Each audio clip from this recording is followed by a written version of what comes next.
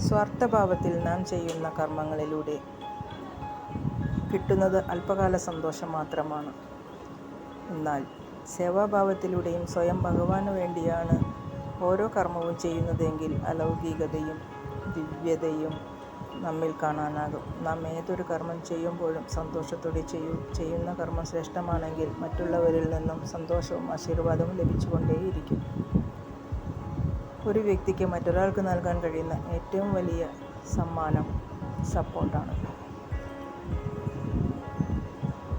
ഉയർച്ചയിലേക്ക് പോകുമ്പോൾ കാണുന്നവരോട് വളരെ സ്നേഹത്തോടെ പെരുമാറൂ. കാരണം താഴ്ചയിലേക്ക് വരുമ്പോൾ അവരെ വീണ്ടും കാണേണ്ടി വരും. ബന്ധങ്ങൾ എപ്പോഴും കിളികളെപ്പോലെയാണ്. ഒരുപാട് മുറുകെ പിടിച്ചാൽ അവ ചത്തുപോകും, തീരെ അയച്ചു പിടിച്ചാൽ അവ പറന്നുപോകും. സൂക്ഷിച്ചു കൈകാര്യം ചെയ്യുകയാണെങ്കിൽ അവ നമുക്കൊപ്പം എപ്പോഴും ഉണ്ടാകും. നന്മ നിറഞ്ഞ സുപ്രഭാതത്തിനായി കാത്തിരിക്കാം. ഏവർക്കും ശുഭരാത്രി.